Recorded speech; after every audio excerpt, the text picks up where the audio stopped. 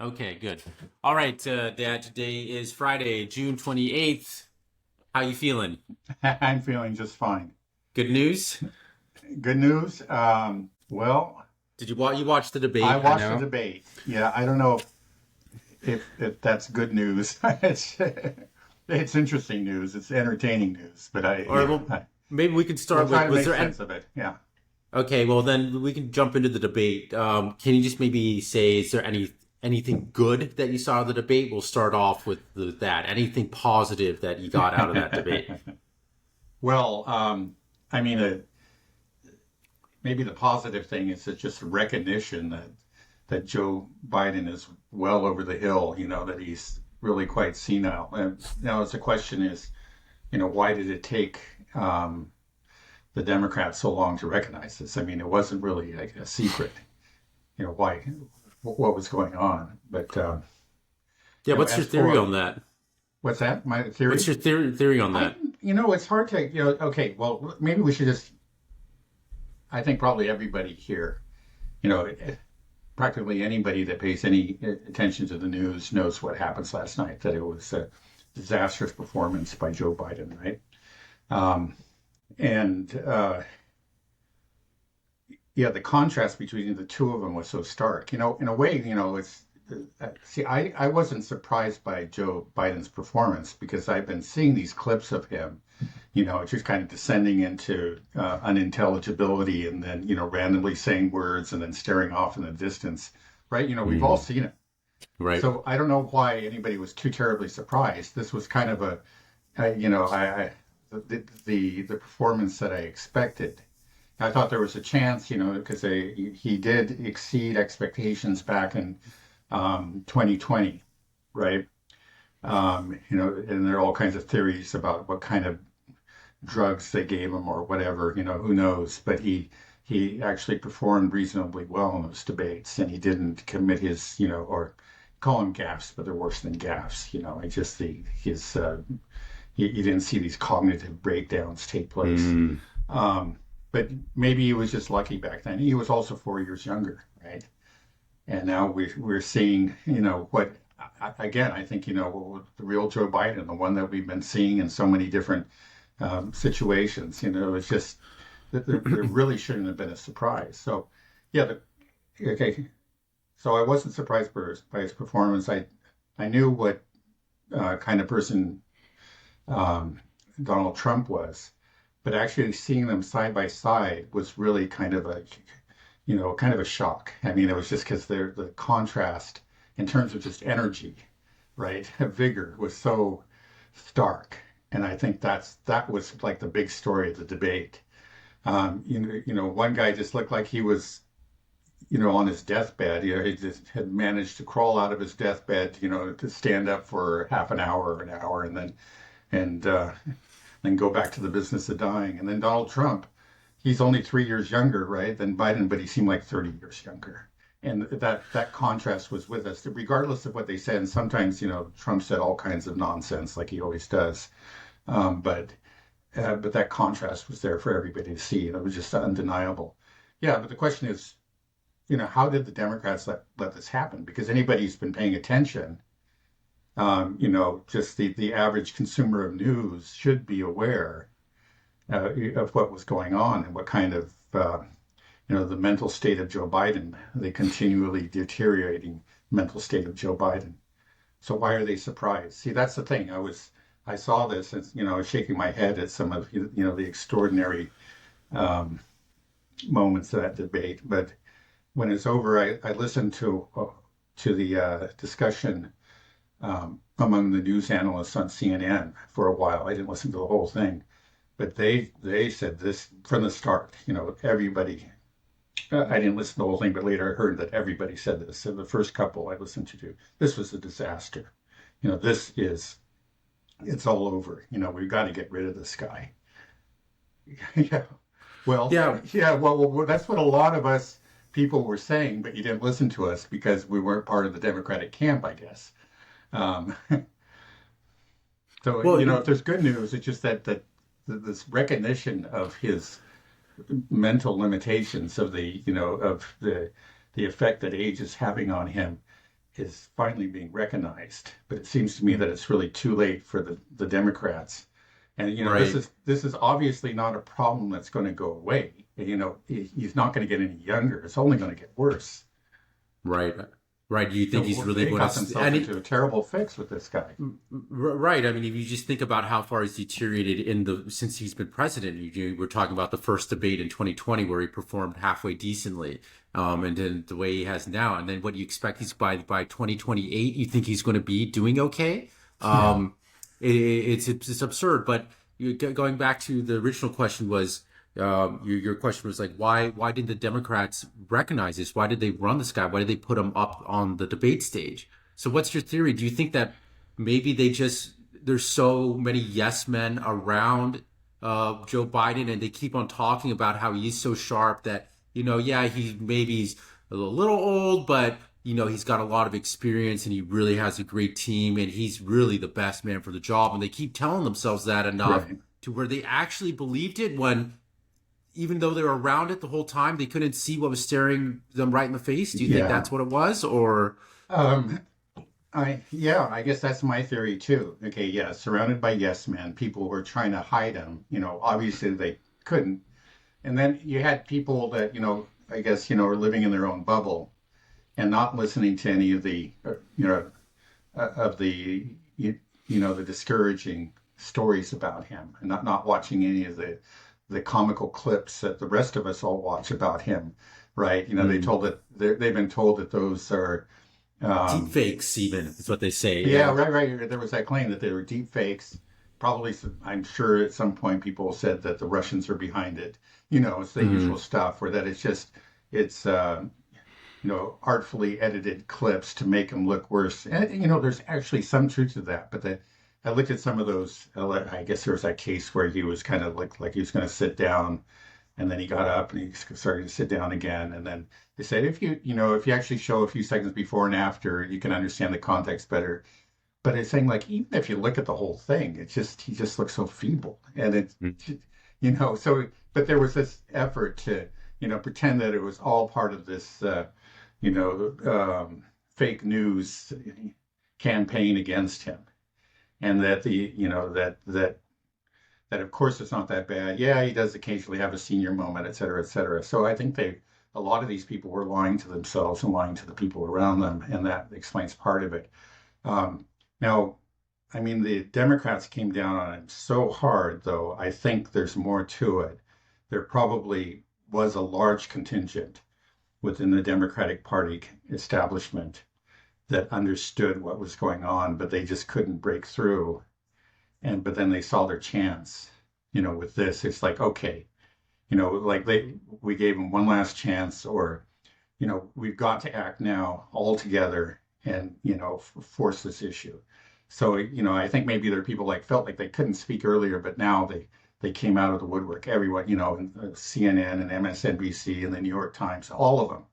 I mean, there's just one article after another, one interview after another, and they're all saying the same thing. And I think probably you would have to think that a lot of them were thinking this, but they just couldn't say it out loud. But this was the moment where they could say it out loud.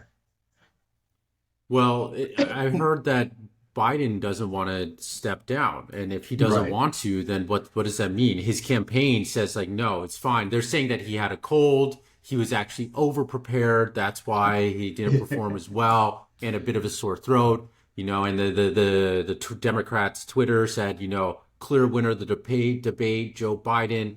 They're doubling Yeah. down.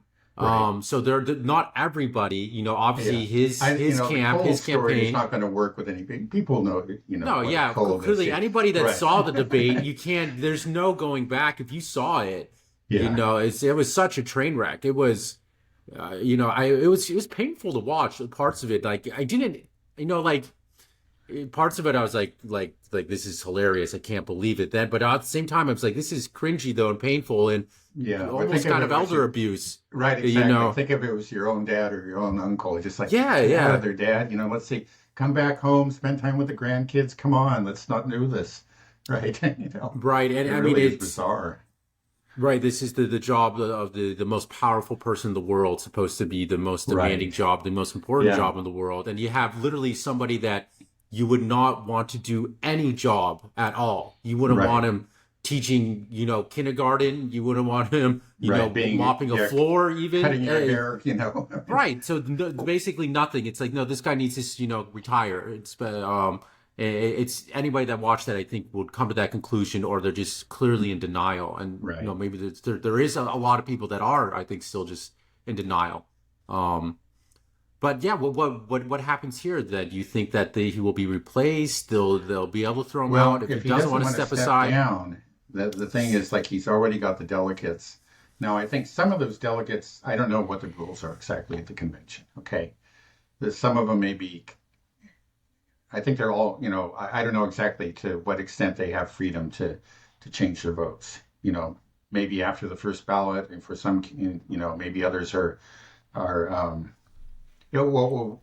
okay, well, the whole thing isn't over. We actually, I don't know. I really don't know. I've heard that it would be very difficult for, aside from him actually stepping down, for any change to be made.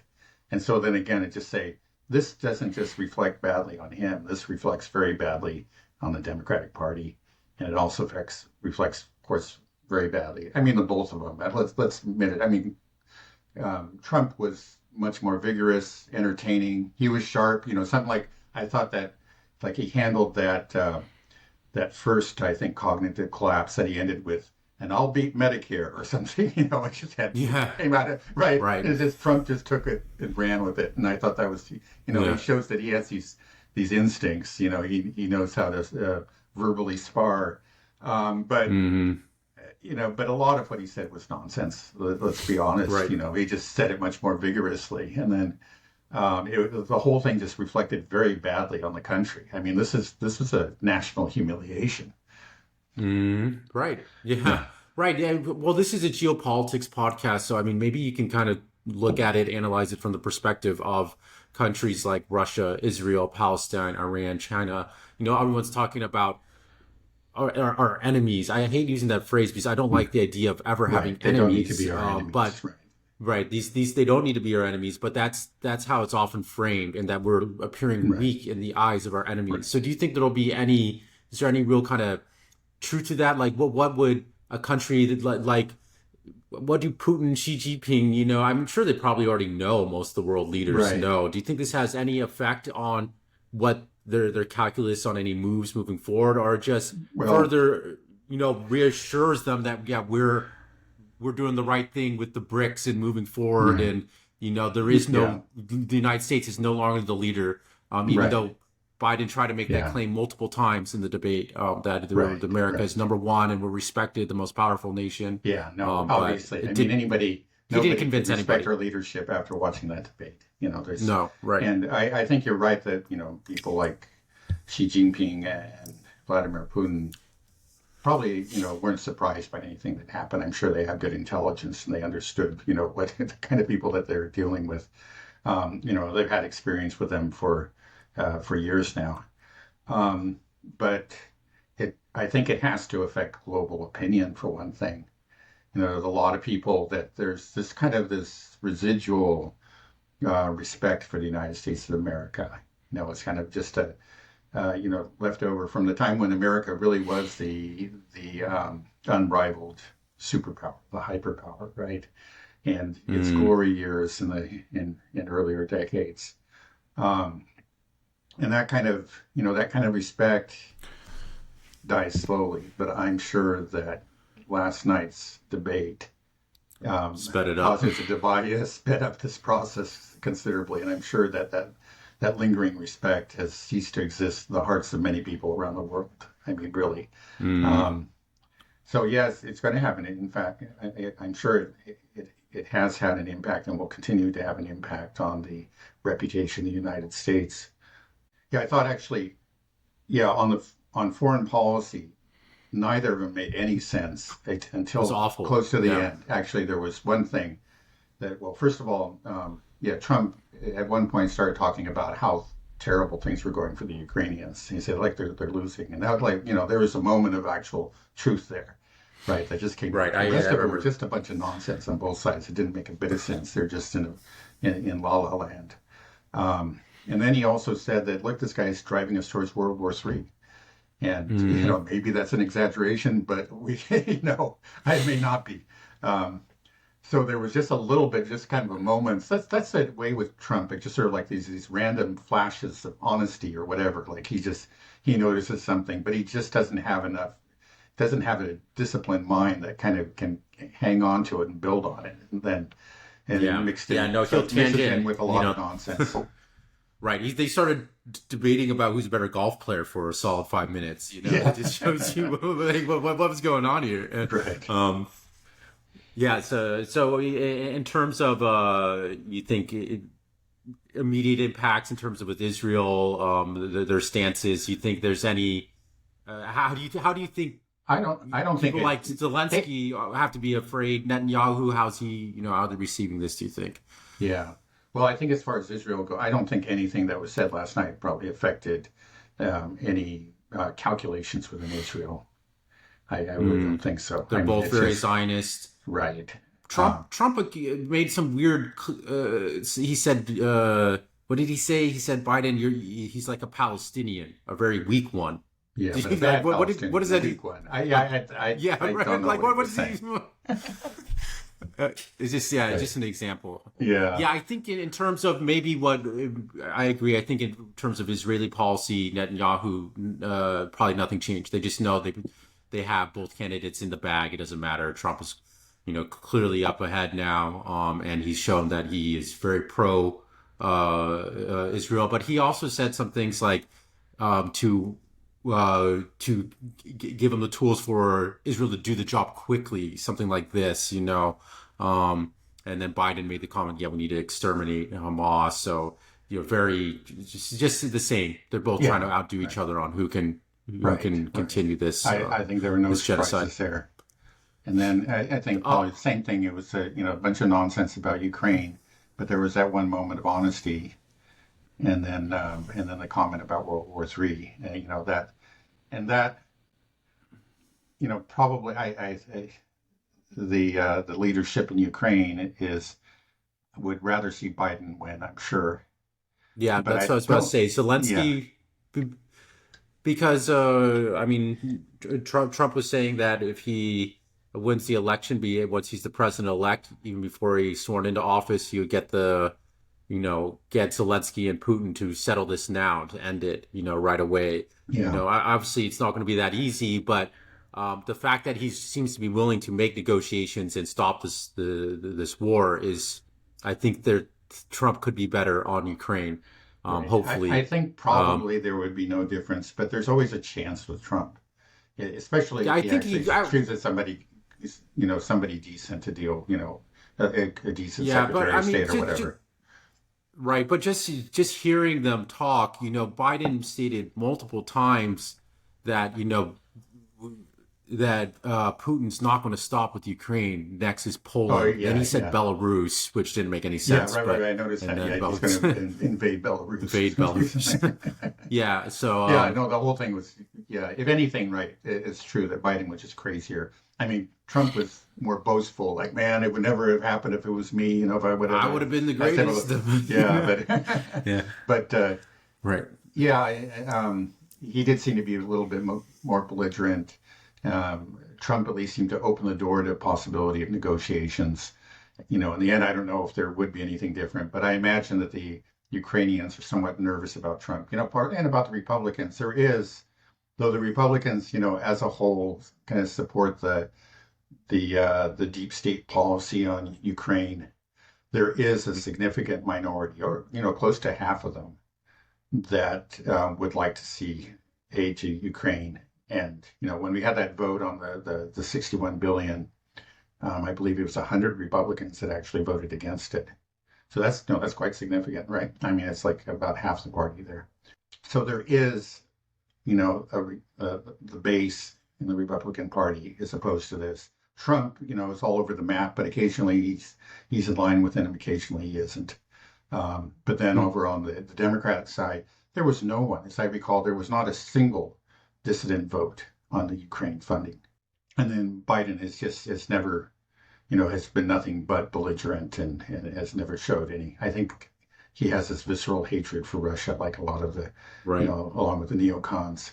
And I think what Trump probably doesn't. I mean, he's not, he's certainly not a peacenik. He's certainly, I don't think he understands the situation very well, but he's been at least showed an openness to alternative arguments. He did kind of lay out Mhm. the Mearsheimer interpretation of things not too long ago, as you pointed out. Right. The NATO expansion. Right.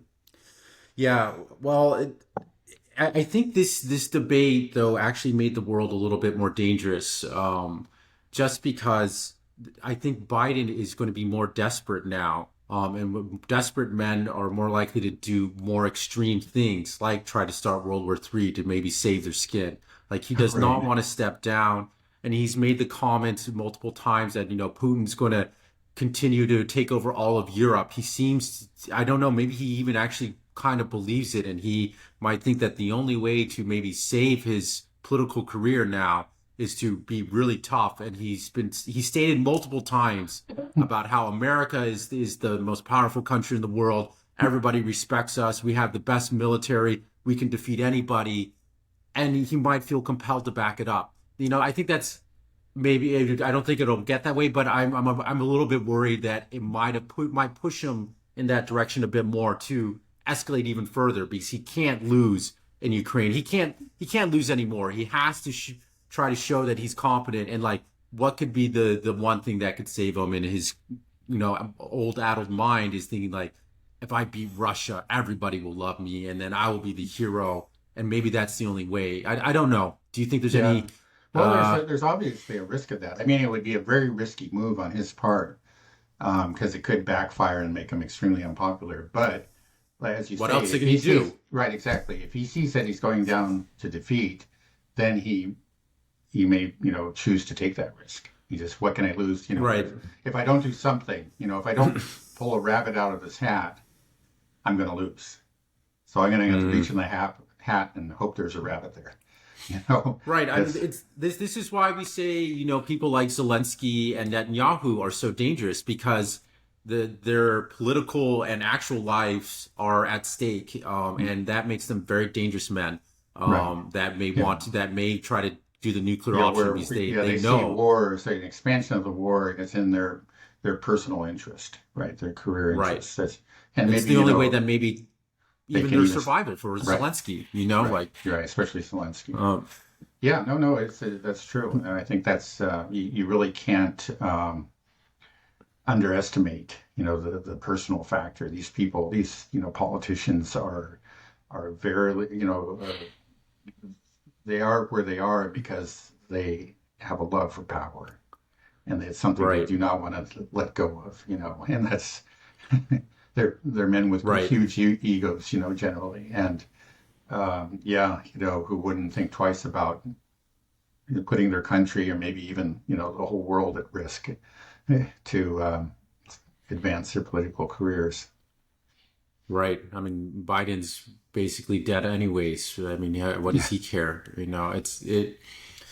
is something that does, I think, concerns me a little bit. Thinking like, if Biden dominated the debate and just like smashed Trump over Roe v. Wade and all this stuff and got him all around, then maybe actually the world would be safer, because then he would say like, I don't need to pay much attention to this. I'm doing good on some domestic Uh, issues, and I don't, and these things aren't going good, so I can just pull away and forget about Ukraine and the Middle East and don't escalate there, and then just work on what's here at home that's doing me right, good. But because he can't, because he did just so right, bad at everywhere, yeah. maybe his only out is to try to win this war. He Potentially it can't is. win. It's very hard to understand what's going on and what's left of his mind. I mean, really, it's not clear to me that he really understands very well, what his own situation is and what the situation of the world is. It's Hmm. and that just makes the situation even scarier. What I guess it could mean that he's more likely to be manipulated by the people around him. Maybe that's what's Hmm. happening.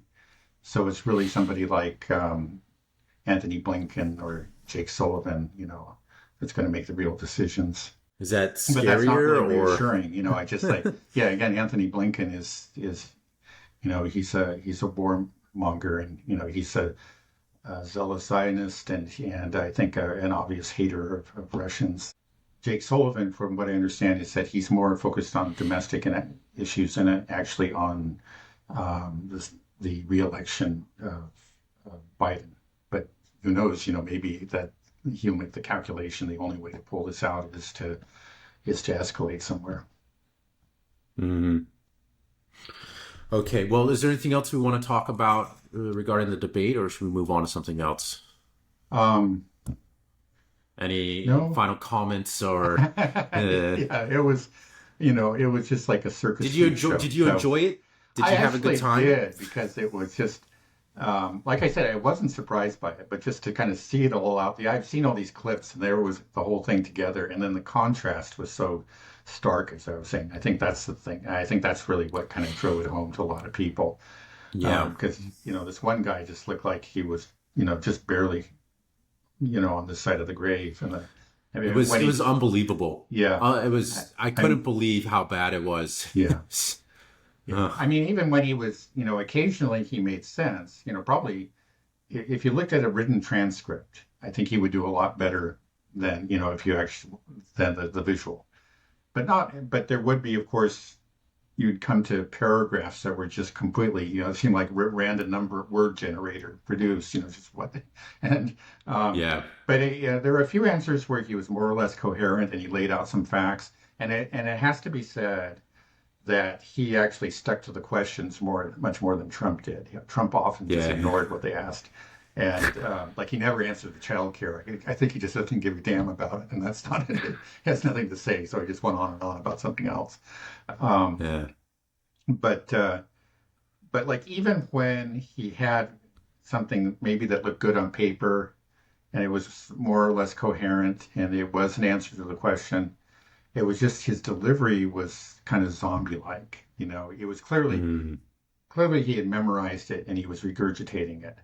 Now I know they all do that. Everybody memorizes, in preparation for these debates. But you're supposed to be able to speak as though you're speaking from your heart at the moment. That's the way it's supposed to be done. Right. But it just seems so obvious that he was just kind of pulling things out of the Right. memory bank and saying them with it, without any kind of vigor, just so even when he did have facts at his hand, it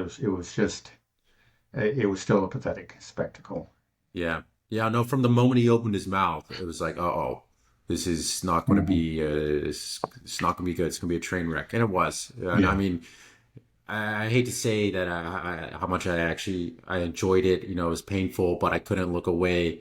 If you're going to buy a DVD of any debate, this is the one. yeah. This is something Well, again, it was also just, watch get I mean, it was history just and humiliating. It making. was a reminder of, I think, again, of just how incompetent these men are. I mean, yeah, really, totally not up to the task of being, leading the most powerful nation on the earth. I mean, Right. neither of them demonstrated really any kind of, it seemed to me, anything approaching a mastery of any subject. And then you have somebody like Putin who could go on, it's obvious, he doesn't have notes, he's responding, but he lays out the history, and then, he brings in different arguments and, presents his position. It's clear that he's thought these things through. He understands the subject in and out, he has to grasp all the facts. And then with, Trump was just his usual kind of entertaining, boastful self. And Biden was just barely at its best was managed to remember what he had been taught to remember and parroted it, but you didn't Right. have any sense that he was understanding, he wasn't, you want to get that sort of reassurance that this person Right. knows what he's talking about. We want him in charge because he knows what he's talking about. Neither of them gave me that impression anywhere close to it. Right. Ooh, how does that? Sorry, I'm going to ask it one time. How does this happen? How did we get to this state Yeah. where this is these are the two candidates? It's like I feel like you couldn't make it up if you Yeah. wrote Right. this Right. Right. story 20 years ago. Yeah. Like you'd have one guy that's got about two brain cells left that's staring off into space and shaking hands with Right. ghosts, and another guy that's this real estate mogul that sleeps with porn stars and just talks about how he's the best in the world all the time. Right. Uh, how did that How did it happen? happen? I know. How does Oh, it's extraordinary. I don't have an answer, but here we are.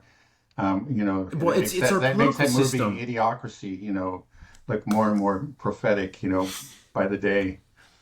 right? And we're always talking about democracy and democracy. It's like, what is it? And like, if we want to be this beacon of democracy and this shining light to the world, it's like people look at what it's produced here in Yeah, America. Like, yeah. No, that's your system. This is what it's done for you. yeah, Like, right. I don't want anything to do with that, right? Yeah, right. Yeah, no, you're completely right. I mean, it's certainly, we're supposed to be a shining light on the hill, but this was not a shining moment at all. This is everybody's turning away and shaking their heads. It's like we're Right. not looking. You see, This is not yeah, what I'm it's like that's aspiring to where be. We'll look somewhere else. right. If you see that, you're just like, ooh, cross the street and walk on the other side. Don't go by that, Yeah, whatever really. America is right now. Okay, well, I'm sure everybody's talking about the debate. Yeah, And we can go on about it forever. There's so yeah. many No, I things don't that have were any more just to say on ridiculous. it. So, Yeah. okay, well, I'll pivot to Ukraine. Just because I was thinking the other day, I heard that potentially that missile that hit the beach in Sevastopol in Crimea, the cluster munitions, that the original target might have been an Orthodox church. Have you heard that as well? Actually, I haven't. I heard that from you, but I haven't seen it anywhere else. Yeah, I don't Mm. know. It seems possible. Again, these are ballistic missiles with more or less fixed trajectories, so that it should be possible for the Russians to calculate the intended target. And I just don't know. You know. This is just something I heard from on the Duran recently, just with Alexander Mercouris. I just was listening to it right before the podcast, and it just got me thinking. Like, maybe that was the case, but and then I was thinking there was also that attack in Dagestan where they slit an Orthodox priest's throat, and then I was just thinking like, well, there's, I've been hearing rumors about the Ukrainian government shutting down Orthodox churches in Ukraine. Yeah, well, that's more than a And so, rumor. That's a fact. That's been going on for a right. while. Oh, There's a terrible okay. So, yeah, persecution, yeah, of the right. So Orthodox maybe Church in I Ukraine. actually just, yeah, I was thinking maybe you can dive into that a little bit because I realize I don't know that much about it. What is the government's stance on Christianity? Well, okay, Are yeah, they the really main cracking church, down on it? right? The main church, in the historic church, the main church, the one with the greatest number of believers in Ukraine, is the Ukrainian Orthodox Church, and that's the historic church that's been there, and historically it's been tied to the Moscow Patriarchate. Now, so the fact that it was tied to it, I know people in the West assume, well, obviously they're taking orders from Putin, but it's a very loose kind of association. There's not, they don't oversee it, or, and nobody's ever complained about it. In fact, the church the Orthodox church that I attend here locally it has Russians, but it has an equally large Ukrainian um, membership. And those Mm. Ukrainians, I think they have a range of view on the war, but some of them are rather nationalistic and anti-Russian. But they all attend this church. This is the one actually is under the Moscow Patriarch because they believe it. They regard it as the real church. It is historically. It's the one that's always been there, and they haven't had an experience of priests or bishops or whatever telling them to support Then Putin the or need anything. of They right. keep out of politics, and so, but that's not good enough for Zelensky. It was actually at the outbreak of the SMO, the Ukrainian Orthodox Church broke its ties with Moscow, and condemned the invasion. But none of that was good enough. It's just the fact that they have a link to Russia. In general, there's just an attack, not just on, that goes way beyond opposition to the Russian government or to Putin personally. There's an attack on Russian culture, the Russian language, and the Russian Orthodox faith. All these things have deep historic roots in the region that we call Ukraine. So, they, again, nobody has said that actually. Occasionally, there are claims that, these people are secretly in support, but there's just no evidence of that. They've arrested many priests and bishops and have shut down churches.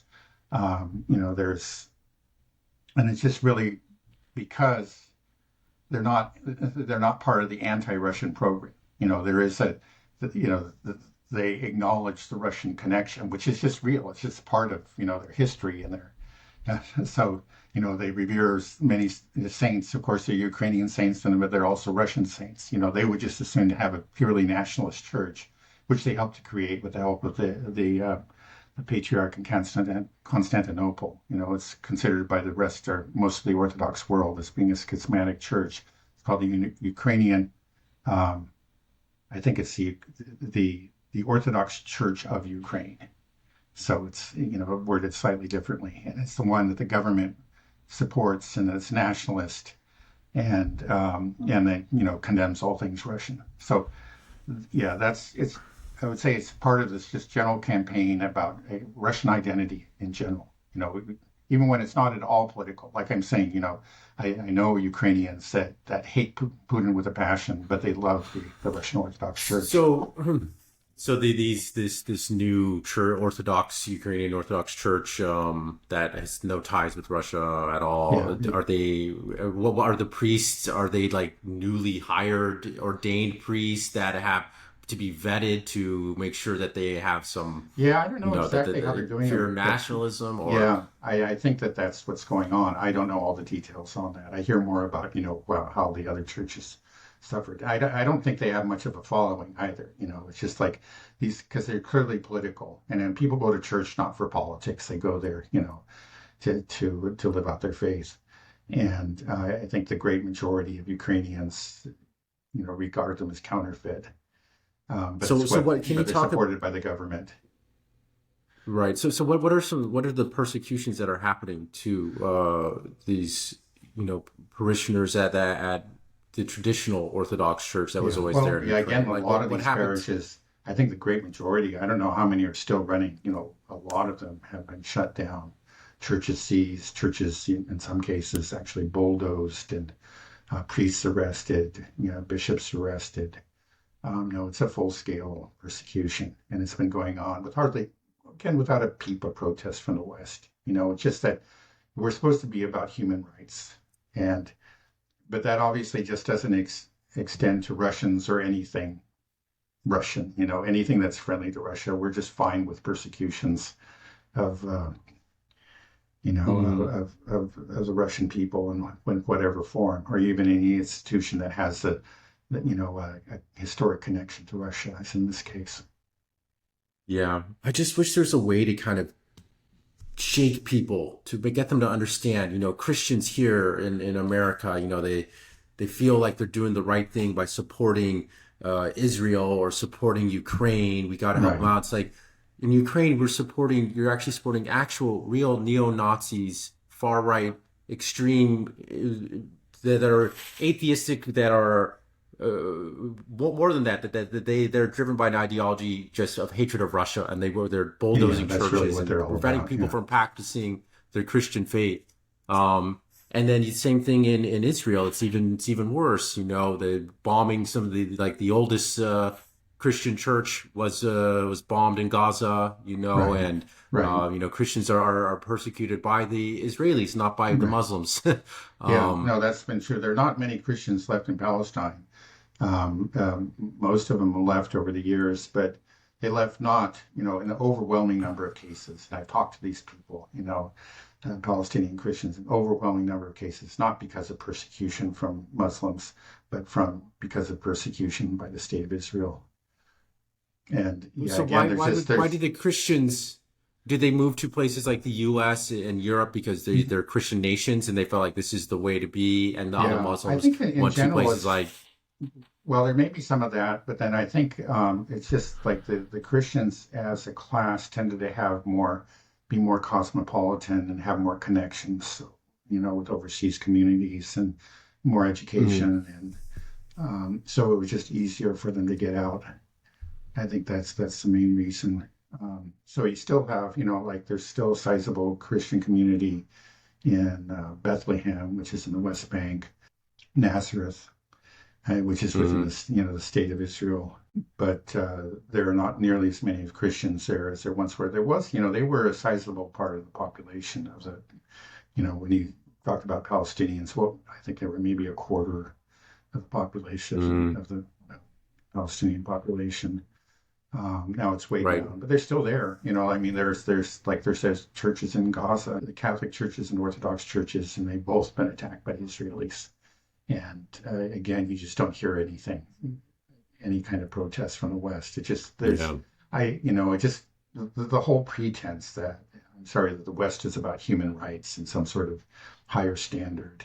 It's a standard that's just applied with absolutely no consistency. So it's not a standard. It's just talk, and then they've got their geopolitical alliances. That just trumps everything, right? As long as you're anti-Russian, we don't care what you do.